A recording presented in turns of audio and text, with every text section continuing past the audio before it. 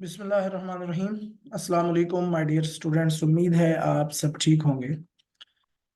अच्छा जी, आज हम बात करेंगे ऑब्सेसिव कंपल्सिव पर्सनालिटी डिसऑर्डर की।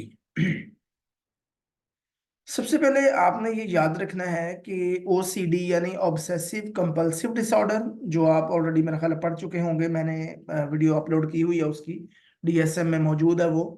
ओसीडी और ओसीपीडी यानी ऑब्सेसिव कंपल्सिव पर्सनालिटी डिसऑर्डर में बहुत ज्यादा फर्क है। ये दोनों डिसऑर्डर जो हैं वो बिल्कुल एक दूसरे से जो है वो मुख्तलिफ हैं। अच्छा, लेक्चर शुरू करने से पहले आपसे दरख्वास्त है कि अगर आप हमारे चैनल पर न्यू हैं तो चैनल को काइंडली सब्सक्राइब कर लें ताकि आपको हमारी आने वाली वीडियो जो है वो मिलती रहे। और अगर वीडियो अच्छी लगे तो बराए मेहरबानी लाइक कर दीजिएगा, इससे हमारी बहुत हौसला अफजाई होती है। तो चलिए अपने टॉपिक की तरफ चलते हैं। ऑब्सेसिव कंपल्सिव पर्सनालिटी डिसऑर्डर असल में एक दिमागी मसला, या आप कहें कि नफ्सियाती जुबान में अगर इस बात करें, एक मेंटल हेल्थ कंडीशन है जिसमें मरीज हर चीज में परफेक्शन लाने की कोशिश कर रहा होता है। उसकी कोशिश होती है कि हर चीज साफ सुथरी मुकम्मल परफेक्ट हो, यानी हर छोटी छोटी चीज पर गौर कर रहा होता है पेशेंट, हर चीज को ऑर्गेनाइज रखने की कोशिश कर रहा होता है। इसकी मैं एक मिसाल दिया करता हूँ कि एक शख्स अपनी किताबों की अलमारी जो है वो ठीक करने की कोशिश कर रहा है, और उसको ठीक करने में घंटों वक्त सिर्फ इस वजह से लगा देता है कि वो चाह रहा होता है कि उसकी तमाम किताबें जो है वो बिल्कुल एक ही लाइन में बेहतरीन तरीके से ऑर्गेनाइज पड़ी हुई हो।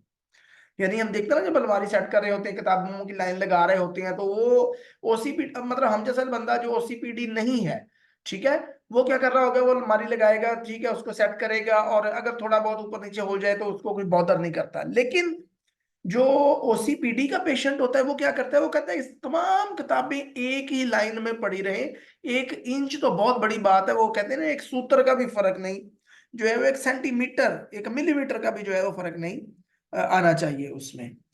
तो ये एक बड़ी कॉमन सी मिसाल है जो मैं अक्सर जो है वो ओसीपीडी को समझाते हुए दिया करता हूँ। अच्छा, अब उस वक्त तक वो बंदा उसको सेट करने में लगा रहता है जब उसको यकीन नहीं हो जाता कि अब तमाम किताबें जो है वो बिल्कुल ऑर्गेनाइज हैं। जब तक वो चीजें ऑर्गेनाइज नहीं होती, आप यकीन माने वो बंदा परेशान, अपसेट, एंजाइटी का जो है वो शिकार रहता है। उसके अलावा अगर दूसरी अहम अलामात की बात करें तो ओसीपीडी यानी ऑब्सेसिव कंपल्सिव पर्सनालिटी डिसऑर्डर के मरीज की जो ना सिर्फ अपने लिए बल्कि दूसरों के लिए बड़े हाई स्टैंडर्ड होते हैं। उसने बड़े हाई स्टैंडर्ड सेट किए हुए होते हैं, बड़े बड़े गोल्स सेट करता है, जिंदगी के बड़े बड़े मकासद बना लेता है जो कि हासिल करना या अचीव करना उसके लिए बड़ा ही मुश्किल होता है।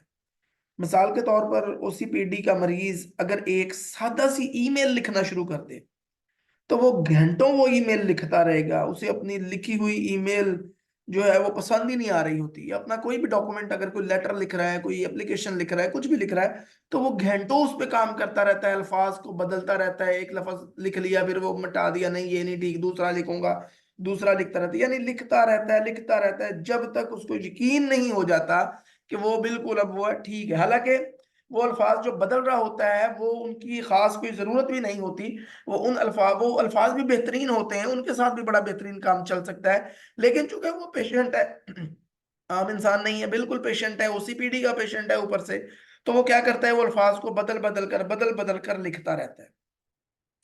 अच्छा, ये अहम अलामात हैं ओसीपीडी के मरीज की। अब हम बात कर लेते हैं उसके इलाज की। कि अलामात तो हमने देख ली, जिसमें मैंने आपको बताया कि परफेक्शनिस्ट है, ऑर्गेनाइज्ड जो है, छोटी छोटी डिटेल को देखता है, जिंदगी के बड़े बड़े मकासद बना लेता है, और उन मकासद को हल करना, अचीव करना बहुत ज्यादा मुश्किल होता है। तो डेफिनेटली ये प्रॉब्लम्स हैं, इनका इलाज भी होना चाहिए। तो थेरेपी में सबसे बेहतरीन चॉइस जो होती है वो सीबीटी यानी कॉग्निटिव बिहेवियर थेरेपी होती है।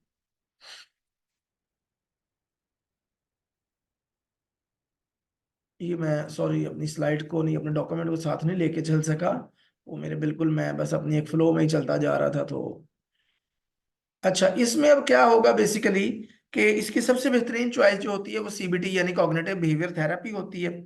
सीबीटी ऐसे मरीजों को सिखाती है कि किस तरह अपने अंदर जो है वो फ्लेक्सिबिलिटी ला सकते हैं। यानी उनके अंदर फ्लेक्सिबिलिटी नहीं ना होती, वो स्ट्रिक्ट होते हैं, रिजिड होते हैं कि ये काम ऐसे ही करना है, ठीक है, ये जो चीजें हैं ना, कमरे कमरे की खवातीन, वो खवातीन जो ओसीपीडी का शिकार होती हैं, सफाई करना शुरू करती हैं तो सारा सारा दिन चीजों की सफाई करती रहती हैं, चीजों को अरेंज करती रहती हैं, कमरों को बिल्कुल ऐसे सेट करती हैं जी कि कुर्सियों की लाइन है तो बिल्कुल लाइन में रहे। तो ये जो है वो उनके लिए प्रॉब्लम है। तो ऐसे मरीजों के लिए फिर कॉग्निटिव बिहेवियर थेरेपी जो है वो उनके अंदर फ्लेक्सिबिलिटी पैदा करती है और उनको सिखाती है कि किस तरह जिंदगी के आसान, सादा और अचीवेबल जो है वो गोल बनाए जाते हैं। अब बात कर लेते हैं कोमॉर्बिडिटी की। कोमॉर्बिडिटी बेसिकली क्या होता है, सबसे पहले तो आपको पता होना चाहिए। कोमॉर्बिडिटी से मुराद होती है कि किसी एक बीमारी के साथ और कौन कौन सी बीमारियां पैदा होने के चांसेस होते हैं उस मरीज में। तो अगर हम बात करें ओसीपीडी के पेशेंट की, तो ओसीपीडी का जो कोमॉर्बिडिटी है उसमें मरीज के अंदर ऑब्सेसिव कंपल्सिव डिसऑर्डर यानी ओसीडी के चांसेस बहुत ज्यादा होते हैं। और अगर इन दोनों बीमारियों के यानी ओसीडी और ओसीपीडी दोनों की अलामात पेशेंट के अंदर मौजूद हो तो हम एक ही वक्त में दोनों डिसऑर्डर जो है वो डायग्नोज कर सकते हैं।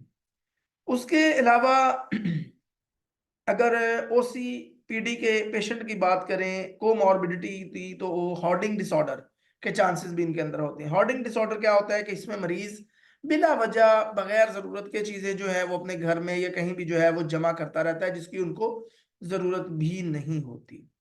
इसके साथ अगर प्रेवलेंस की बात की जाए कि प्रेवलेंस क्या है, कितने फीसद लोगों में ओसीडी पाया जाता है, तो जनाबे अली इस मर्ज के पैदा होने के चांसेस 2.1% से लेके 7.9% तक होते हैं in common people, in general population या in common people you can से।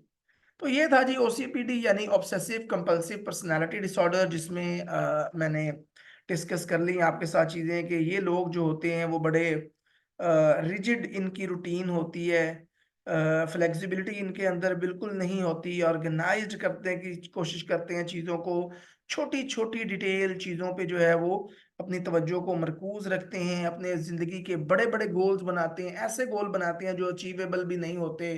जिस तरह मैंने आपको मिसाल दी कि एक राइटिंग लिखना शुरू, एक ईमेल लिखने की कोशिश करनी शुरू कर दें तो घंटों ईमेल ही लिखते रहेंगे, जो तब तक जब तक उनको लग ना जाए कि जी अब हमने जो है वो बिल्कुल ठीक लिख लिया।